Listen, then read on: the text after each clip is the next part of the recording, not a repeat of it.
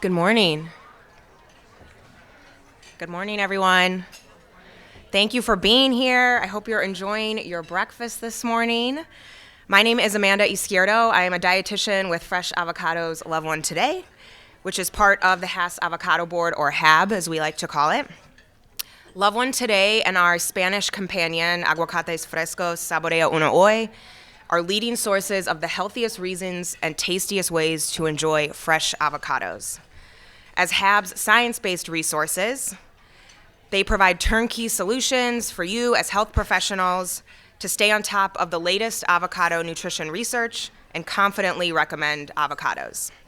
Saborea Uno Hoy is designed for the Hispanic and Latino audiences, providing culturally inspired recipes, tips, and handouts in Spanish.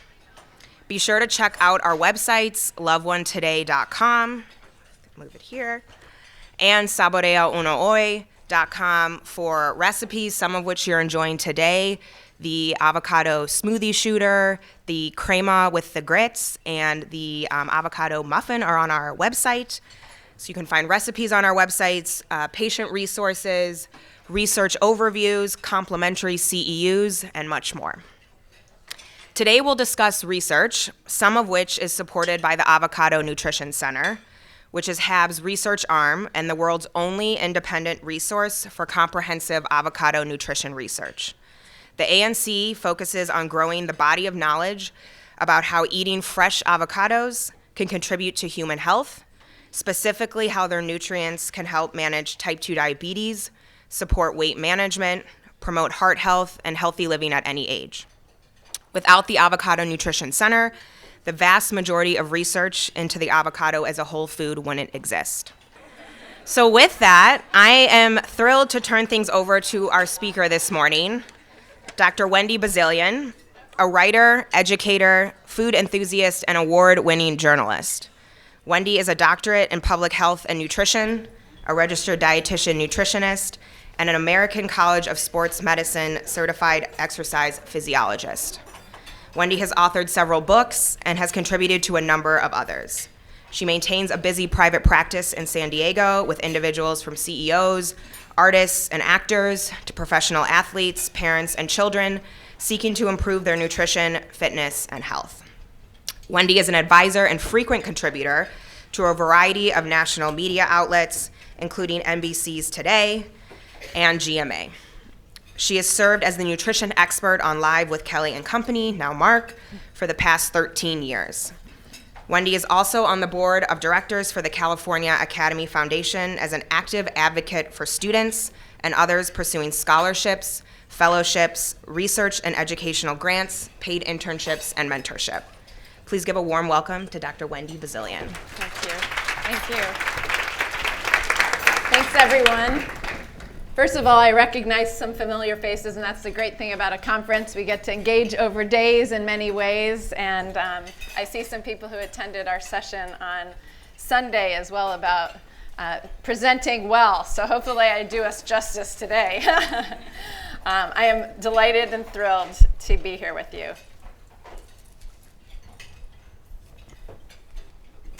These are my disclosures for today.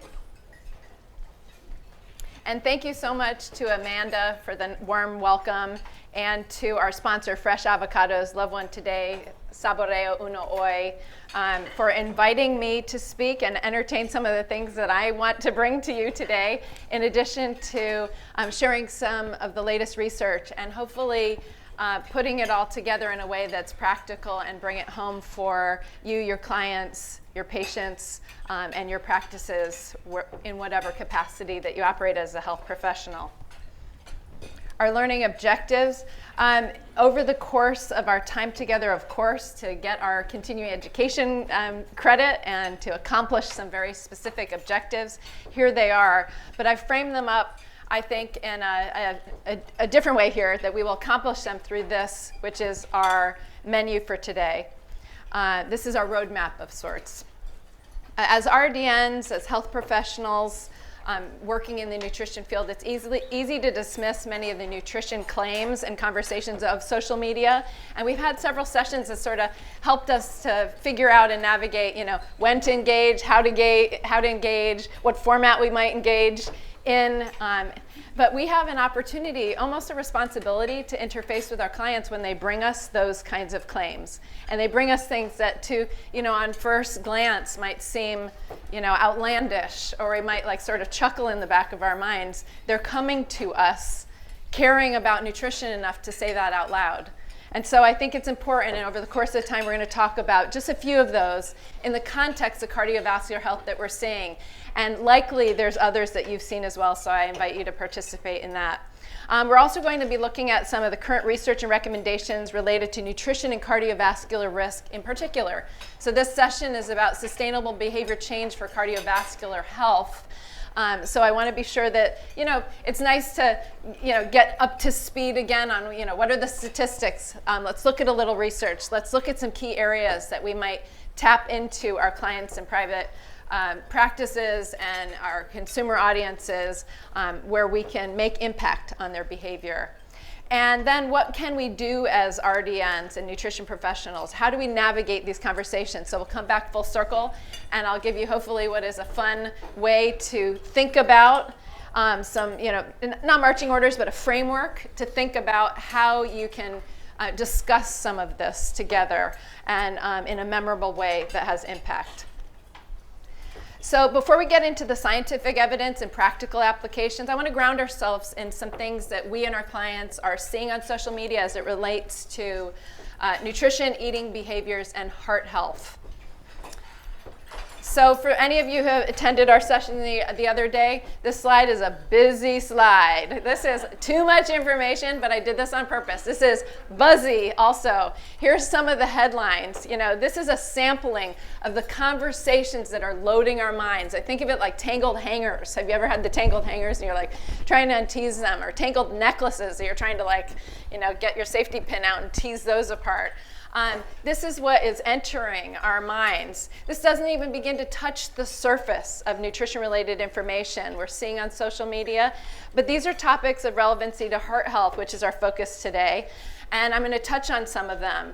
Seed oils. Have some of you seen some of the headlines about seed oils? That they're toxic, and we've even talked about, and they've been brought up in several of the talks during today's dietitian. The carnivore diet. Greens powders, certainly not new, but it's been re-emerging again, this discussion about greens powders. And then another one I wanted to bring up that's very recent, but I've been getting a lot of hits on this, is storing avocados in water, this sort of hack for storage.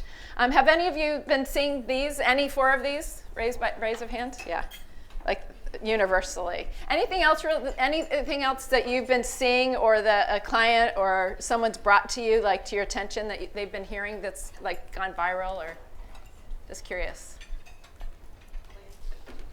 Yes. Did you have one? Still, intermittent fasting is still being You bring up intermittent fasting, yeah. Intermittent fasting, and is it legit, and should I be doing it? Yeah, there's a lot of talk about that as well. Well, today we're going to focus specifically on heart health, and it is something that we want to be able to help clear up some of the misunderstanding and the misinformation. We want to help navigate these spaces and the communication with our clients. So let's take a moment to review what we know about cardiovascular health in the US. Some of the latest statistics. I always like when I'm at a fresh conference and it's can you land me in the most recent stats so I can just refer to them real quick and I don't have to go digging for them. So they're here in your deck. You'll have the handout. You have all the latest statistics here. But also some of the places, opportunities where we can help our patients and clients improve their health and outcomes. First, a stark reminder, heart disease has been the leading cause of death in the United States since 1950. Around the world, it's the #1 killer, but think about that. Since 1950, no change. Prior to 1945, cardiovascular disease was not a major contributor. In fact, infectious disease it was a major cause of death. Those who studied history, that is, of course.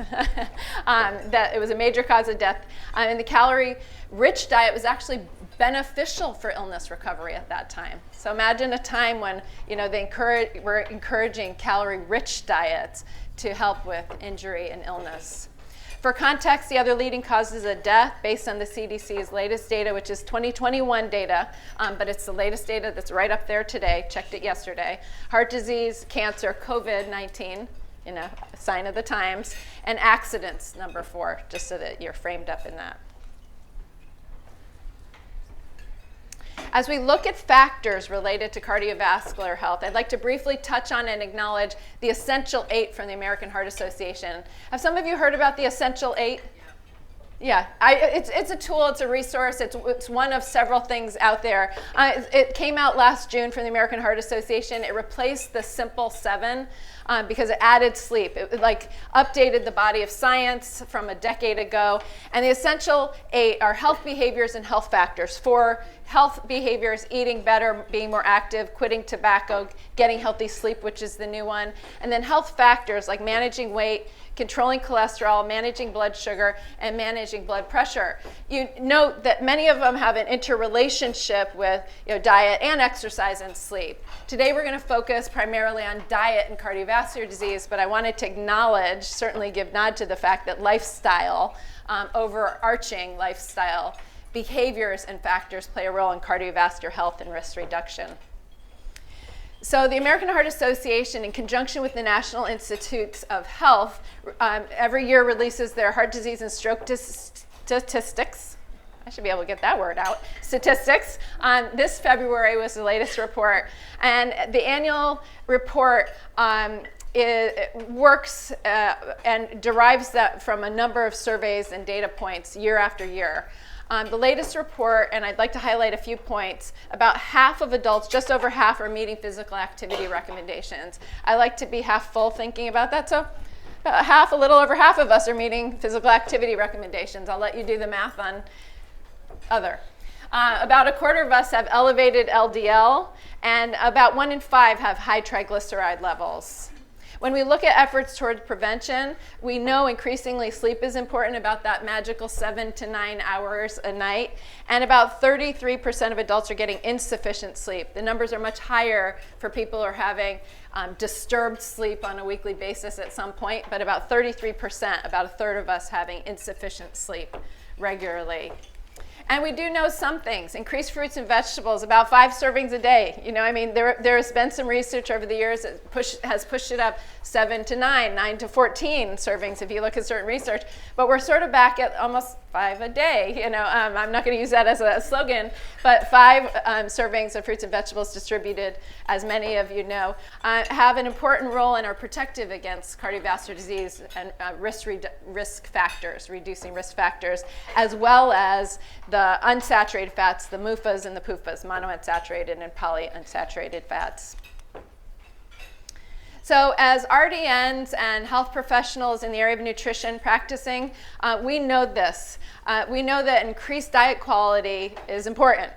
And we know that diet quality can play a role in decreased risk of certain chronic diseases like cardiovascular disease and the risk factors associated with it.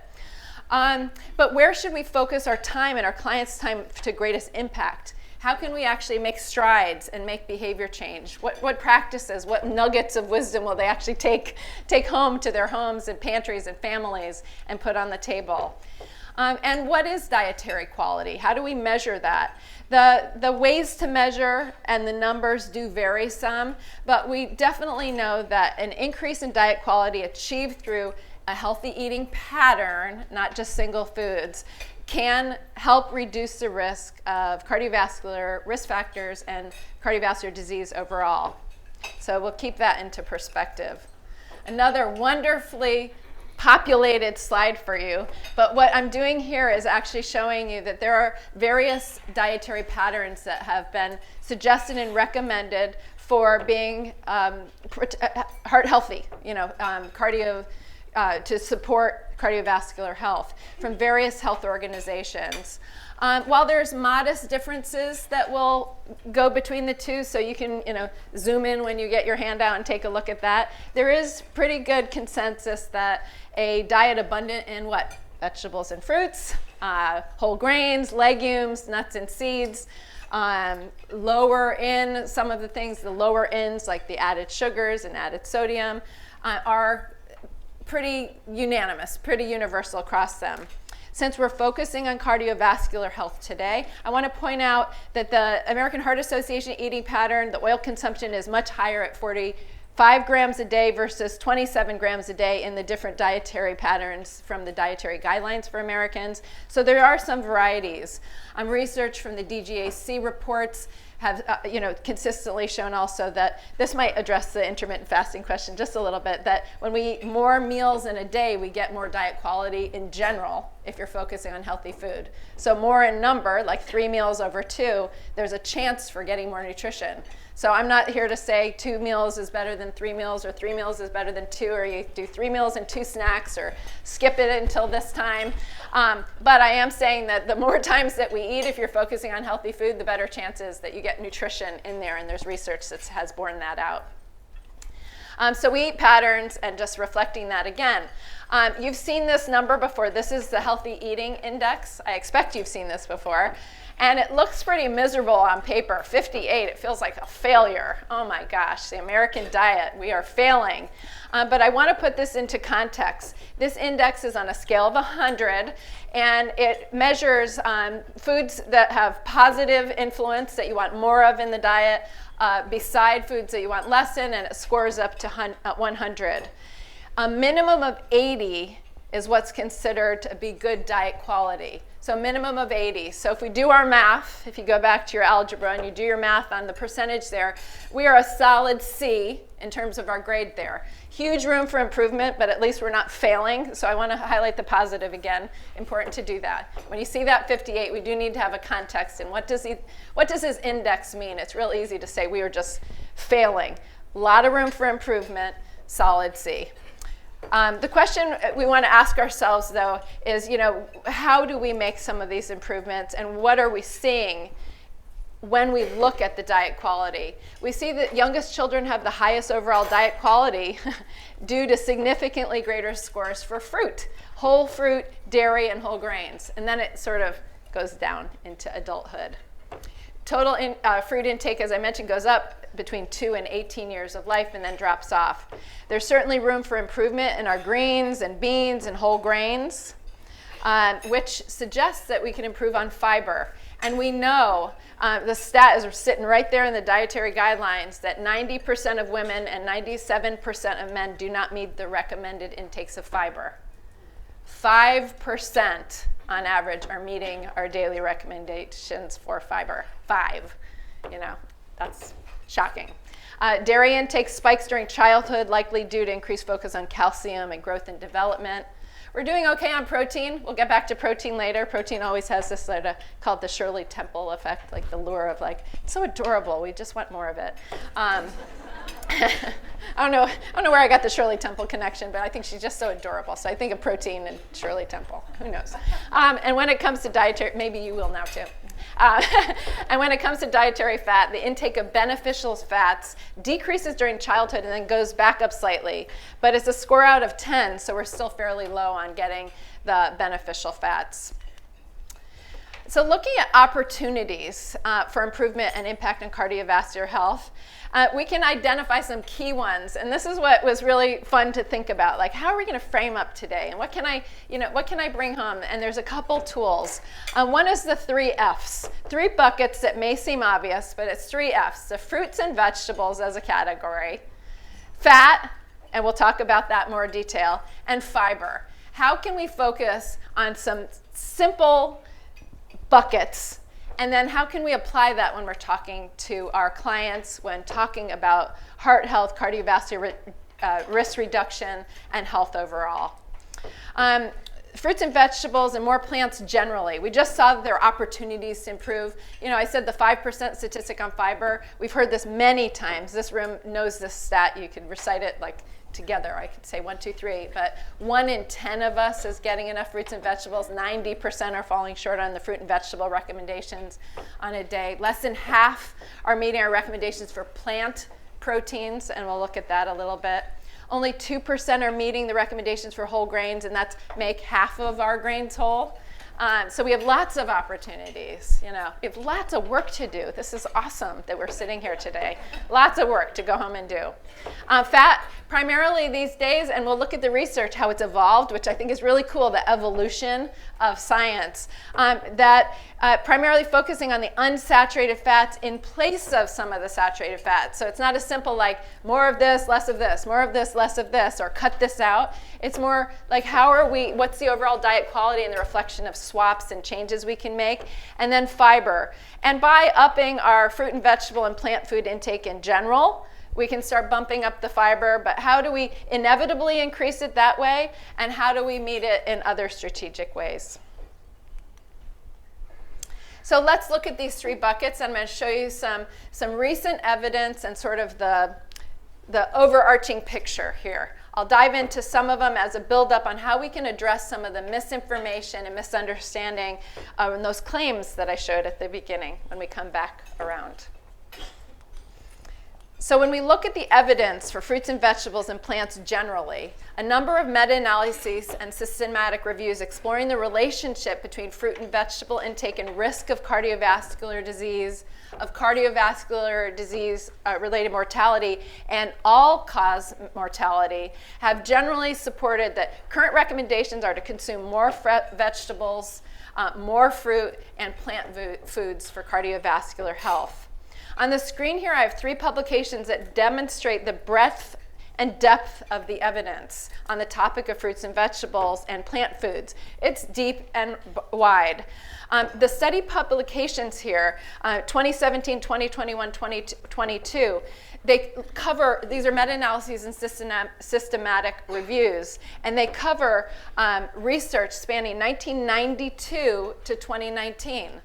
So sometimes I'll hear people approach me and say, but that's old research. Sometimes it's the body of research that shares what the story is. And consistently over time, it's important to look at seminal studies, landmark studies, the studies overall. And consistently over time, when we look at these papers and they're reviewed and they're chewed up and digested and chopped up by statistics and looked at, we see this relationship between fruit and vegetable and plant foods and cardiovascular health. So this is where sometimes the value of the type of study, where we poke holes in the limitations, and we're quick to do that, where the strengths of certain kinds of studies really emerge.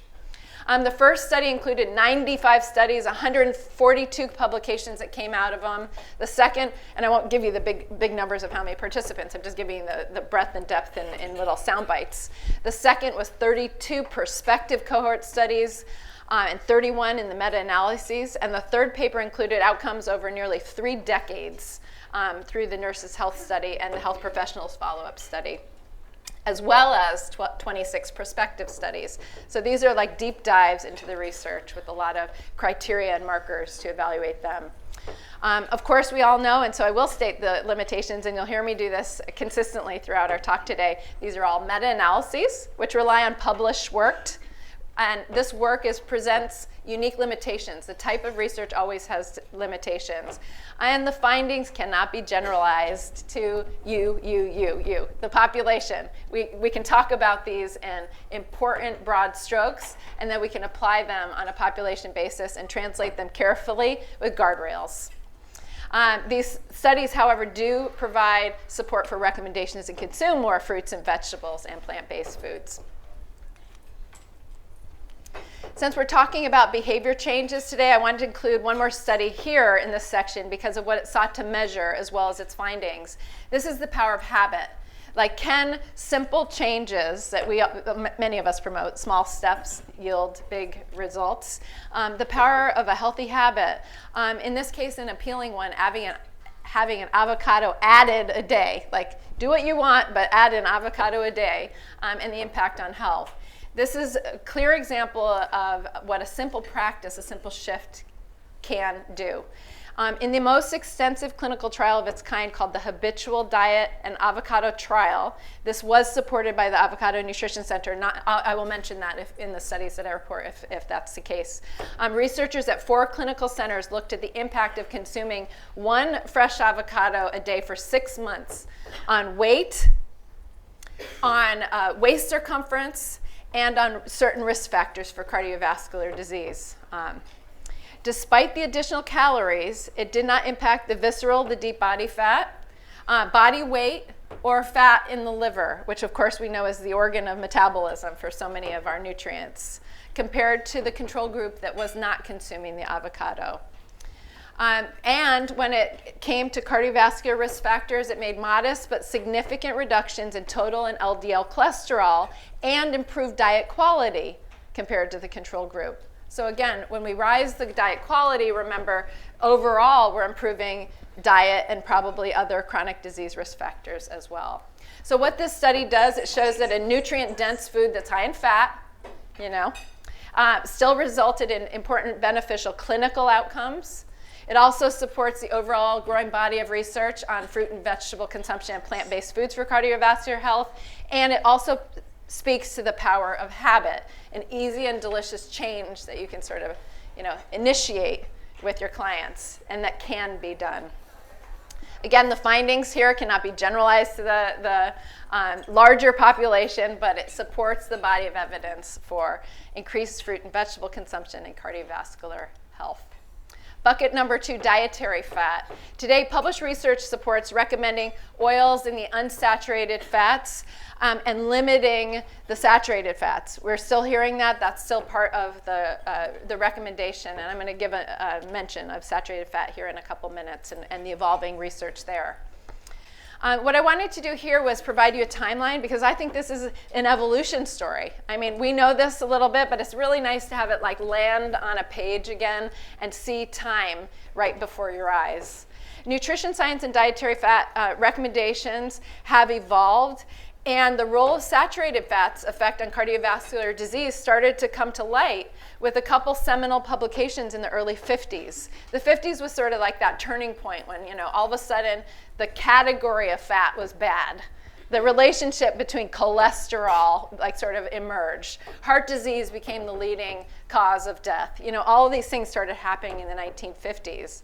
1980, we are eating low fat, and we don't need to name any foods to know exactly what era that was. The low fat diet was, that's the way you eat for cardiovascular health. Did we have it wrong? We had it wrong, but I think the science just hadn't borne out on we hadn't teased out all the nuggets. I don't think scientists were dumb then, or they were trying to dupe us. Maybe some of the interpretation or marketing was looser on the subject, but the science was evolving. So we were starting to tease out, well, what's happening here? Oh, there's hundreds of types of fats in major categories. Oh, maybe we should look into that. Oh, maybe we should put it back in the food. Maybe it's just not the fat itself. Maybe it's the matrix, which you're going to be hearing more about not only here, but in time to come. In 2010, in the addition of the dietary guidelines, it was the first time we saw oils and unsaturated fats recommended in the place of solid fats and saturated fats. 2010, that wasn't that long ago. 2010, that was 13 years ago. I remember that. But to think that was the first time that unsaturated fats and oils were mentioned in our dietary guidelines for Americans. However, it wasn't until the 2020 dietary guidelines, remember those? Yeah, we're in them. We're in them right now. There was no limit on total fat, just for saturated fat.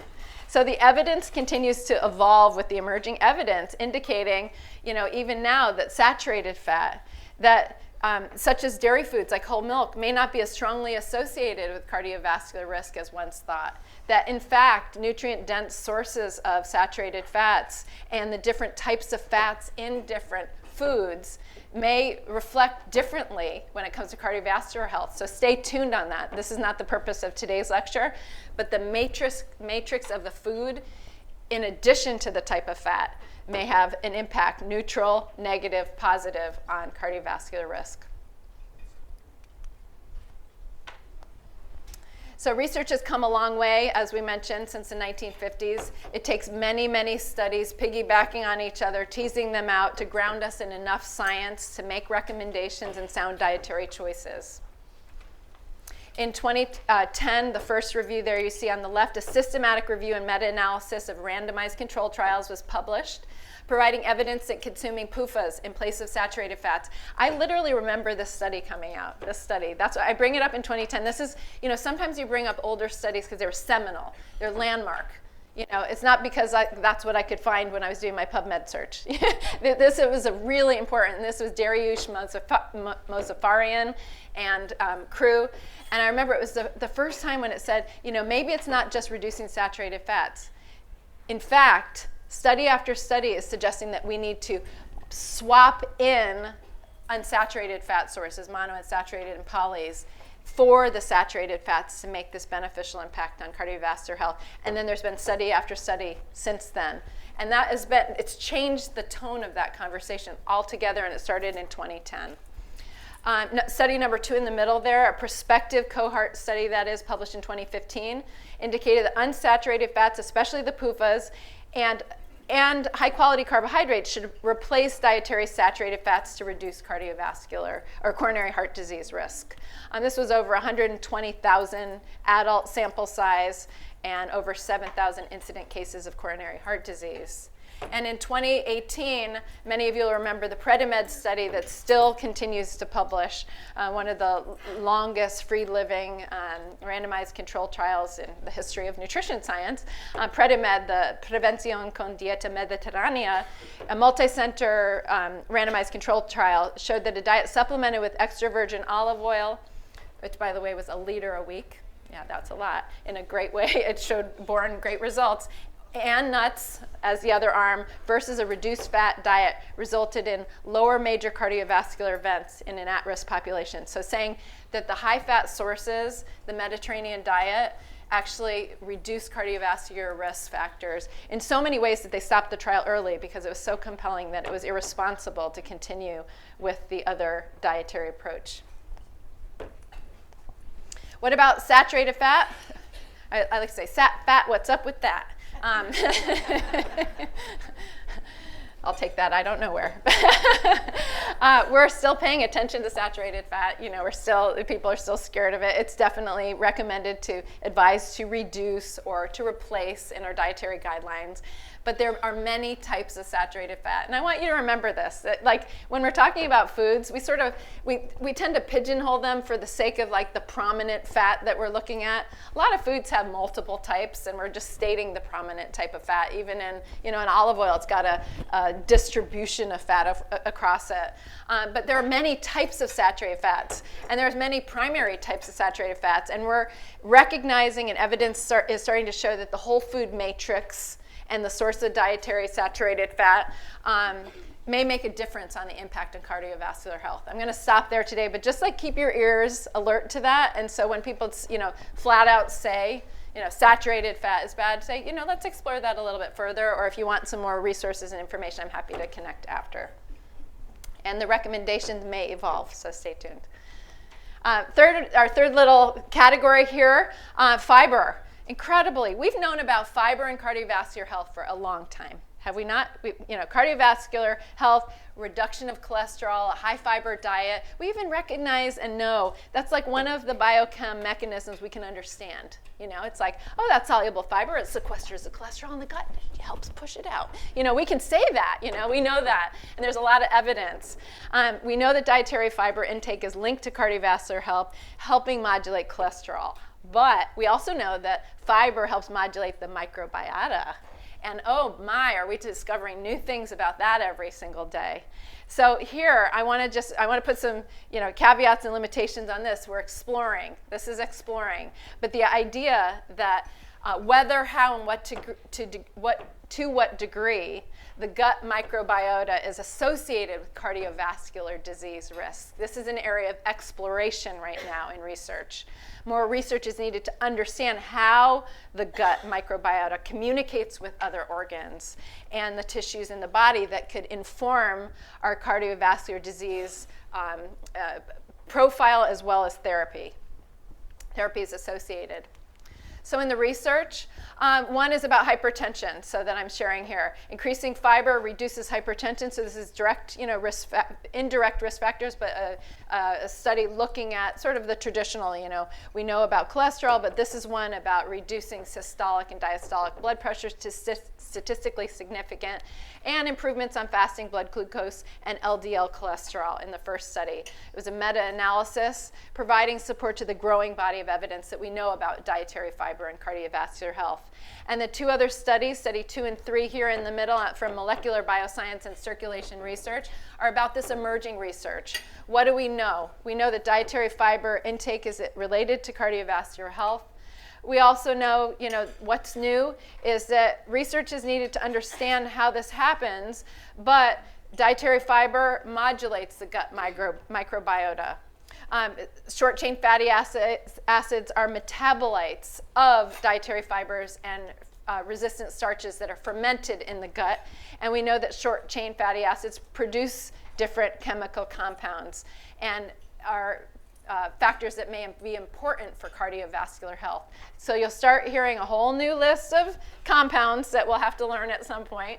I won't bring up some of them now, but just know that this is emerging research, that relationship, a next level of research on fiber and cardiovascular health. And then I'd be remiss if I didn't take it from the nutrient to the food. So the food, sources of fiber, foods containing fiber. There's research looking at foods containing fiber and the impact of cardiovascular disease. I'm highlighting just 2 studies today. One is looking at avocado consumption, a prospective study of over 110,000 participants followed for 30 years. So it's a pretty significant reason to share this study today. Found that eating 1 or more avocados weekly, so now we're not looking at habitual diet, 1 avocado a day, more than 1 weekly, had a relationship to decrease cardiovascular disease when it was replacing half a serving daily of margarine, butter, egg, yogurt, cheese, and processed meat. So it's looking at a swap and replacement and a weekly habit of increasing avocados in the diet. We know that avocados are a good source of fiber, and we also know that they're a source of fats that have been associated and may play a role also in the mechanisms of cardiovascular disease risk reduction. The second study here provides evidence for both unsaturated fat and fiber. So this is where we're starting to see a little bit of overlap, and that's why I had a little Venn diagram there where things overlap, because it's much more complicated than just trying to tease out single nutrients, as we all know. This study was a systematic review and meta-analysis evaluating the evidence on the effects of foods, a variety of foods, fresh avocado, flaxseed, almonds, walnuts, whole grain foods, and tomatoes, on LDL cholesterol levels. And they found that the foods high in the unsaturated fats and low in the saturated fats and high in soluble fiber could support reductions in the LDL cholesterol. So again, foods and a category of food that are high in these nutrients and reflect this.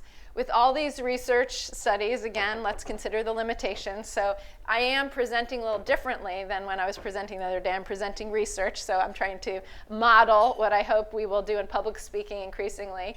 We want to point out the limitations and not be afraid of them. Every study has limitations. Every study has strengths. And the more that you're transparent with that information, the more authentic you can be in communicating what the evidence does and does not say.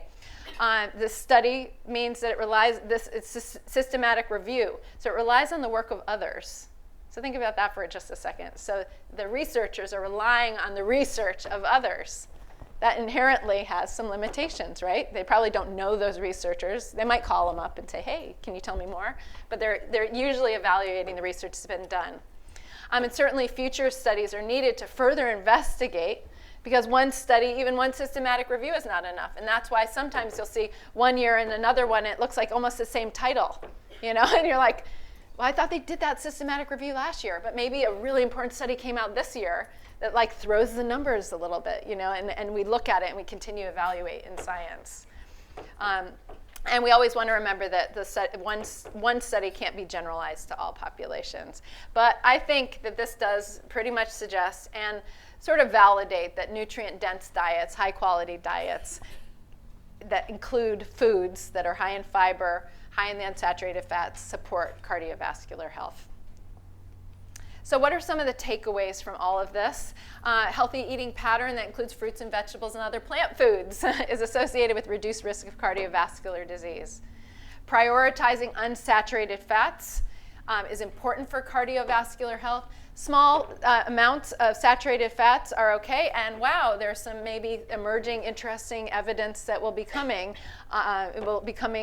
down the path on saturated fats and teasing that out with the the matrix of nutrient-dense foods that contain them. Dietary fiber intake is linked to cardiovascular health, as we know, but there may be some new pockets that we're going to be exploring in the gut microbiota and the relationship there. And that foods are what help us meet those recommendations and raise the quality of our diet. So I'm proud to give you this QR code here, and if you don't want it now, it'll be out on the table. One thing that I always would like from people like myself when presenting is like, could you just boil it down to a page for me so that I have the latest research? You know, could you give me the summary? And I'm happy to have your handouts, and I'll look at them at some point in the future, maybe. But could you just give me the drill down? So this is your one pager. This is what it looks like. Has all the studies I just reviewed. It summarizes them neat and tidy at the top. Happy to give you more detail. Happy to provide you the research so you can look at it. Be my guest. I love people who read research. But please, this is something that is, you know, from the heart and my brain. This is what I would want if I was listening to someone else's presentation. This is your one pager in a nutshell on the research highlights for today. Everyone get the snapshots that you need to get for the moment? I'll make it available again later. Okay, so now I want to revisit some of the social media conversations we touched on in the beginning of the presentation, use them as examples of how we can address these with clients and patients in the context of heart health counseling. As a reminder of sorts, I'm simply using these as examples. I mean, there are so many trending conversations right now. We certainly can't cover them all. And I'm keeping heart health as front of mind. So there's others like intermittent fasting, just as important.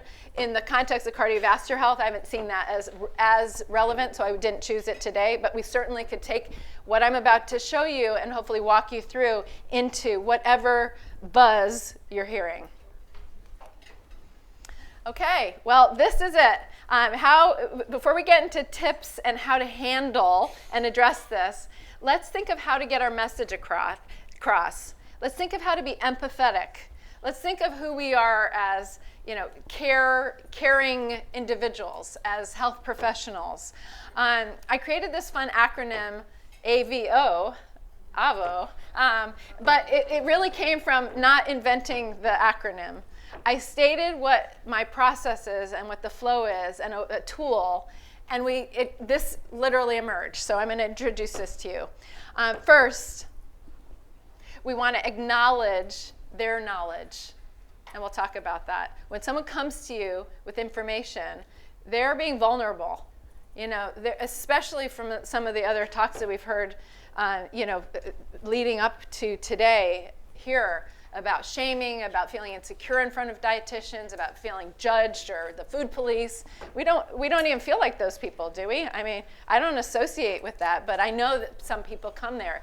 So if they've opened their mouth to me, they're being like sometimes vulnerable, especially if they're saying things that they're like, is this true? Or I heard that. So acknowledge their knowledge. Then we'll validate with evidence, because who are we? We're nutrition experts who lean into the evidence, and we know it. We know this evidence. And if we don't know it, we know where to find it, and we know how to vet it, and we know what not to generalize, but how to apply it and translate it. And then we offer tips and action items. We're the people who can make it happen. You know, when we can make it happen on the plate. We can make it happen in the grocery store. We can make it happen into the mouth and into the digestion and into the good health. So we acknowledge their knowledge, we validate with evidence, and then we operationalize into practices. So here's the buzz. Seed oils are often attributed to negative health effects due to their prominence in highly processed foods. So sometimes, you know, I think of is what we're talking about a proxy for something else? And I would say that I think that seed oils sometimes are demonized because they're a proxy for, a packaged processed food, because that's where you see them prominently, But if you're cooking with them, if you're taking them home and cooking with them and home cooking with them, is that a different thing than being into a food that may be consumed a little, which might be called moderation, or a lot in someone's diet? So the buzz. And how many of you have heard about, seed oils are toxic, or, they're bad, you shouldn't eat them, and if you attended some of the lectures here today, or this week, you saw some examples of that on social media, and some of the great dietitians who are going after it, which I'm psyched about as well. But we know, what do we know? Well, the science says that replacing saturated fats with unsaturated fats, including the omega-6 fats, they're essential fats, people. I mean, let's step back for a second. The seed oils, omega-6 fats, they're called essential fats. Like, we don't manufacture them in the body. And there is a lot of evidence that they're cardioprotective. And if you want some papers, I can give you some papers. So are we eating too many? Perhaps. Or maybe are we not eating enough of the other omega-3s and essential oils? Maybe that's more of the story. But whatever the story is, omega-6s, there's a lot of research that shows that they're cardioprotective, actually. So this is actually an opportunity to completely disband it. But we want to do it tenderly, because people are coming in and trying to change their diet. And maybe they're trying to, upgrade or improve their overall diet. And we have an opportunity to step in and help them tease this out. So how can this conversation go? If we use the AVO, this conversation could be like, I see why you have questions about this. One, it's really confusing and it's all over the media. But have you heard, I like using and instead of but when at all possible, by the way. That's a take-home tip that I learned outside of nutrition.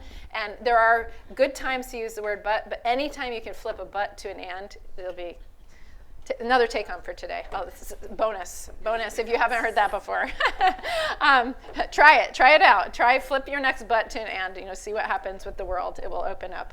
I see why you have questions. And did you know, or let's remind ourselves that unsaturated fats are beneficial for our heart. And you know what? Some of those cooking oils, those seed oils, are unsaturated fats. They're liquid at room temperature, remember? Even the basics. That's how we learned it way back in the day. And then validate with evidence. Like I said before, there's a strong body of evidence. And actually, some dietitians have come to me and forgotten that there's evidence on the omega-6s for cardiovascular health. There's a really important paper that started in 2009, and then several since that time. And this 2009 paper came out and sort of level set us all on and it wasn't like seed oils aren't bad. It wasn't a media buzz story. It was our omega-6s are cardioprotective. They help reduce the risk of heart disease. Validate the evidence, and then maybe look at the cooking oils that are in the pantry. Suggest and show where they are. Talk about how cooking oils, nuts, seeds, seafood, and avocado are important for heart health, and that there's evidence to show that. And then what do you offer? What are your tips and action items? Maybe say, what are you using in your kitchen at home? What's in your pantry? Let's talk about those specifically. Or what are some sources? Let's identify the sources that we're a little bit afraid of and see if they're even in your diet. So many times people will bring buzz to me and I'm like, yeah, those seem scary.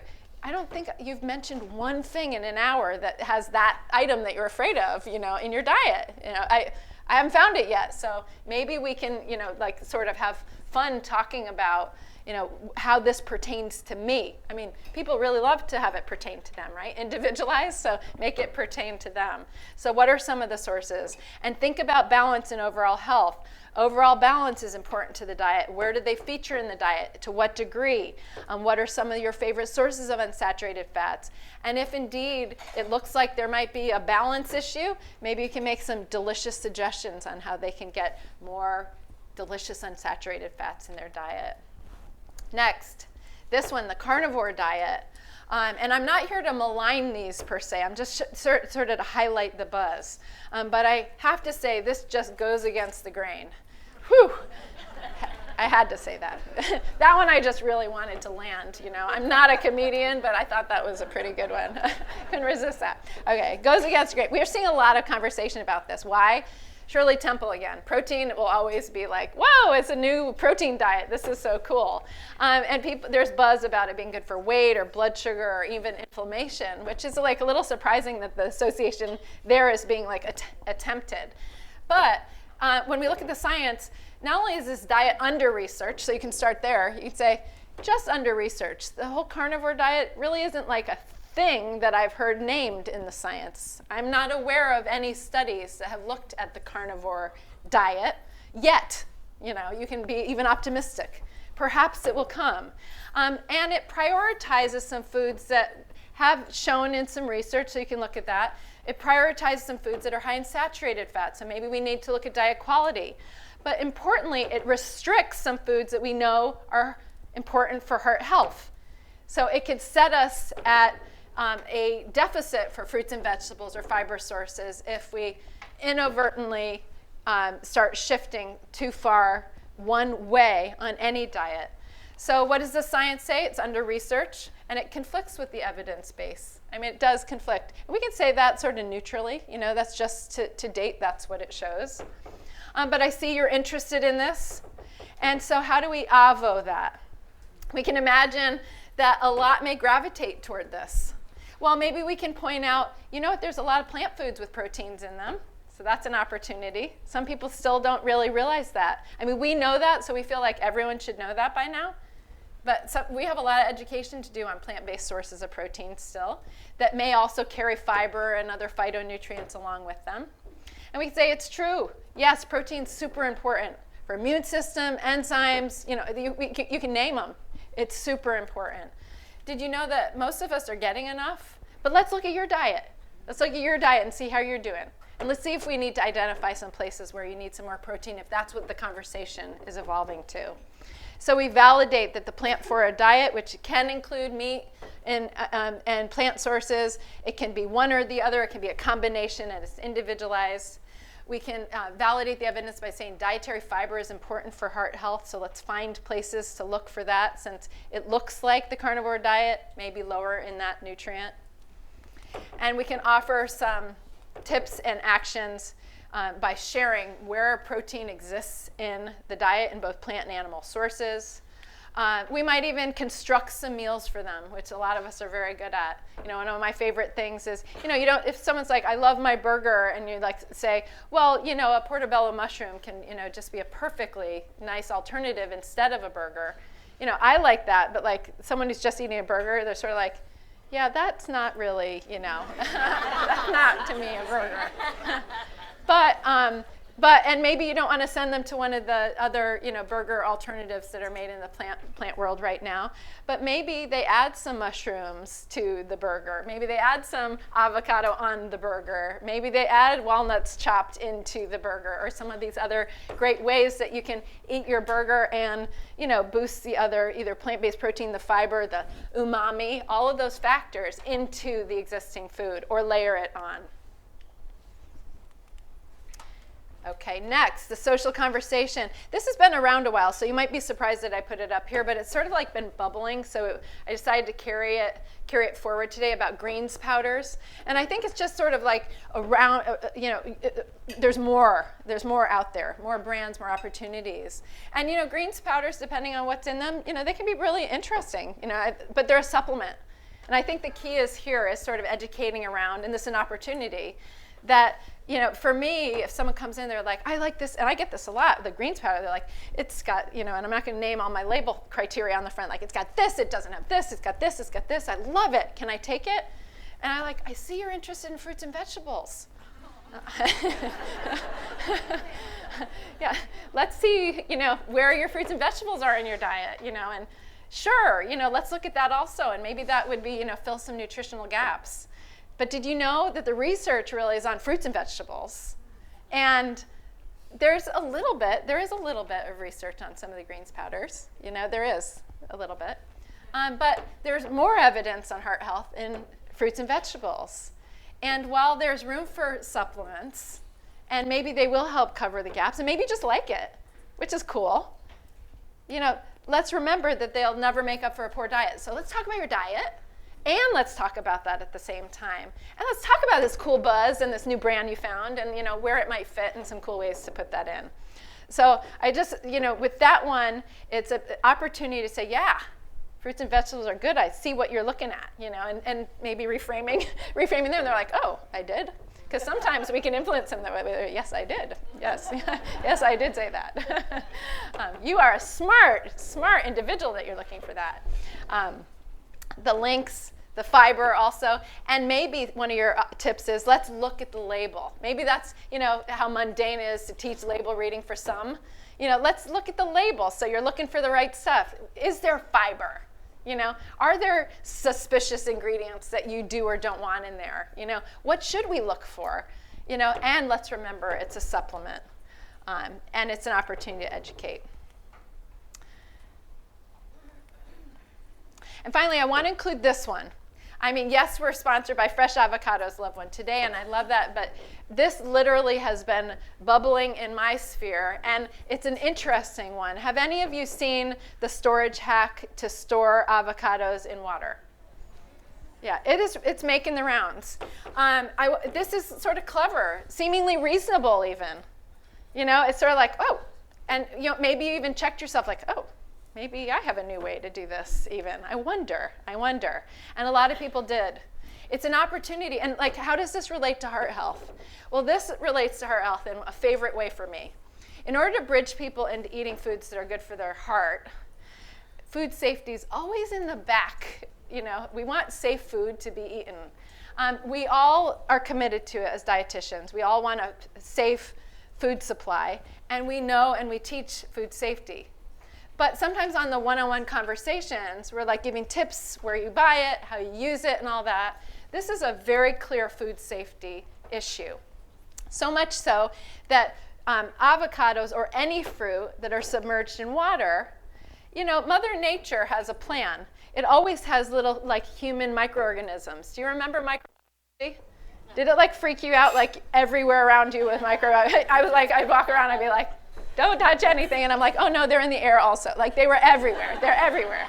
There's normal, non-pathological, normal levels on foods. When you submerge them in water, fruit, avocado, or otherwise, some of the human pathogens like Listeria and Salmonella can multiply. So much so, this became important enough, and this is really recent buzz. The FDA came out with a statement and said, don't do that. The FDA decided, to come, I need to make a statement about this. This is not the way to store avocados. I just want to share one little piece here. I have a chef friend, very well known. I'm not going to name her right now, but she thought it was a cool thing too. She's really well known. She's been, been places.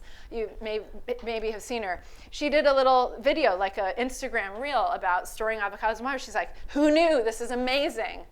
The greatest thing that I saw her do is a few days later, she came back and she did another one. She said, I was wrong. She corrected it. Sometimes things live in social media forever. And she came back, she said, I didn't know. I was wrong. I want to tell you I was wrong. I've got to right this wrong because I didn't realize that I had made a mistake. And here's what I learned. And I thought that was the most human, smart thing to do. She didn't do it as a press move. She's a real person. And it was really, really smart that she did that. So how do you store avocados? How do you avo this? How do you improve, if we have research and you can incorporate them in your diet and they have all these benefits? Well, we certainly want to eat them safely. So here's the conversation. I'm so glad you brought this up because food safety is such an important issue. And it's an aspect of our nutrition, our health every day that sometimes goes unchecked or we don't think about it and address it. It's so good that you're asking about this. And it's so good that you're eating avocados because they're so, delicious and healthy. And here's some evidence. Avocados are heart healthy. However, this storage hack could put you at risk. That's serious. I don't want you to be sick, but I want you to be healthy. So the evidence, storing them, any fruit can allow these pathogens to grow. And avocados are too nutritious to allow that to happen. So what do we do? The best way to store leftover avocados, anyone? Lemon juice, yep, that's a great way. Other ways? pit in, I heard like plastic wrap or something. Plastic wrap, like pushing to the surface. I like to sort of secure it to the surface because it's all about surface area and oxidation. Yes? There's an avocado saver that it pretty much seals onto the pit and onto the entire surface and wraps the sides. Okay. It doesn't matter the size, it's 2 sizes. Okay, cool. Yeah. So the idea being, not submerging in water so the pathogens can multiply, trying to come close so that there's less oxygen, being exposed. I love the lemon juice, orange juice, any of those solutions. Leaving the pit in also is just covering more of the surface. It's not like magic. I mean, it seems like magic, but it's covering more of the surface. And I love the lemon juice because that's actually seeing antioxidation happen. I use that with apples also. If you ever want to show someone, like, what's an antioxidant? It's like, well, let me show you oxidation happen, and you can show it something brown, and you can show antioxidation. You can't reverse it, interestingly, though, right? So once something's brown and you're like, I'm going to now do the antioxidant thing, it doesn't go back. That's why we need to eat fruits and vegetables every day, at least 3 times a day. It's not like once a year you go to the spa and you get all your fix of fruits and vegetables that week, and then you go home and you oxidize the rest of the year. Exaggeration, but anyway, it's about balance. And then you build in the ways to incorporate that avocado once you've taught about safe storage and how great it is, how they can ripen. You have an opportunity to say, yeah, let's explore how to use them. Like this delicious smoothie today. How did you guys love it? I've had a couple. Super fresh, delicious.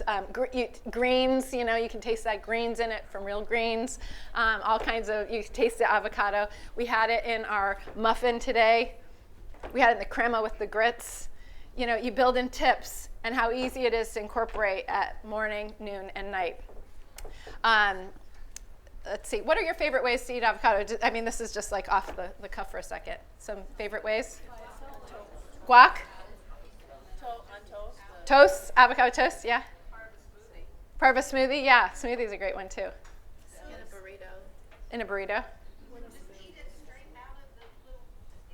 With a spoon. That's how we eat it in our house. I was telling the team we had dinner last night that I've got a guy. Since the pandemic, someone took it upon themselves to deliver avocados to your home because it was really hard to, get to the grocery, and we were all like, suffering that, like, what do we do now? So I text Alex, and he's like, I got you. And avocados show up on my porch, and then I Venmo. And I've never met the guy, 3 years running.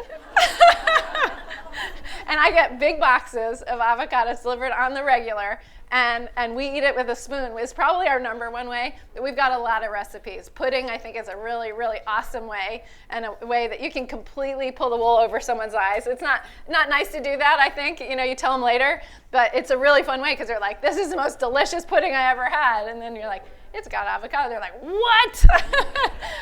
But lots of great ways to enjoy that. Okay, so remembering as we tie things together for the day, hopefully this can be like a flow for you, Avo, and hopefully you'll remember it because here you're sitting with us today. Acknowledge their knowledge. If they come to you to say something, they care. I think that's so awesome when someone cares, even if they've got it, upside down in every which way. Validate with the evidence, lean into it. When it comes to what we've talked today, you'll have your 1-sheeter on the evidence for today. And maybe focus on some things like some big buckets like fruits and vegetables, fiber, fat. And what I'd like to do is one of the things that I love to think about is I'm in a room of peers who are like nutrition experts already.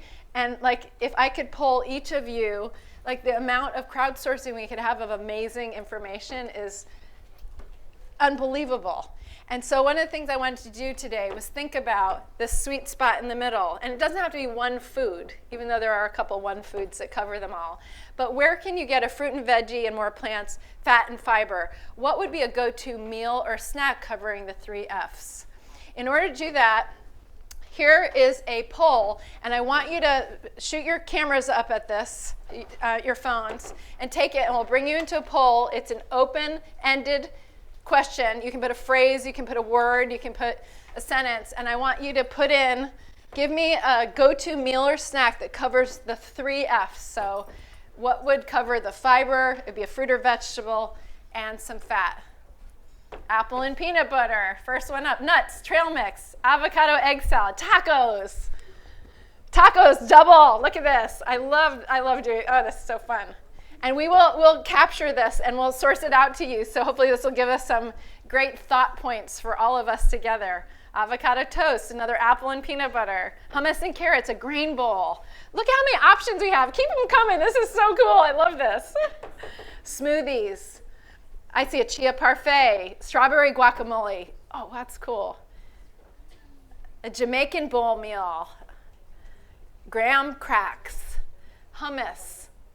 Fantastic. Look at where we're coming. I love doing this. So this is a way for us to capture all of our shared thoughts on the topic. I'm going to take a screenshot while I can, and we will provide this out to you. All right, what do you all think? Yay for us. Great job. I've got more coming in here. I'll wait just a couple more seconds. I'm going to give the 10-second countdown. 10, 9. This is for my daughter when she's getting ready for bed. 8, 7, 6, 5, 4, 3, 2, 1. Fantastic. Look at all these nice options that we can cover all 3 of those through delicious, simple snacks and meals. Okay, so finally I want to point your attention just briefly to some great resources from our session sponsor, Fresh Avocados, Love One Today, Saborea Uno Hoy, and our breakfast nourishment champions, because I always like to be well fueled going into the day. If you're looking for some heart health resources, Love One Today has a bunch of different things, some downloadable meal plans, a recipe book. The whole recipe book is all heart check mark certified. So you have that for you. And their team, as well as myself, their team is always happy to assist helping you identify certain resources, making things available that can help encourage the health of our clients and patients. And with that, I'd simply like to say it's been a delicious pleasure to be with you over breakfast, and thanks a bazillion.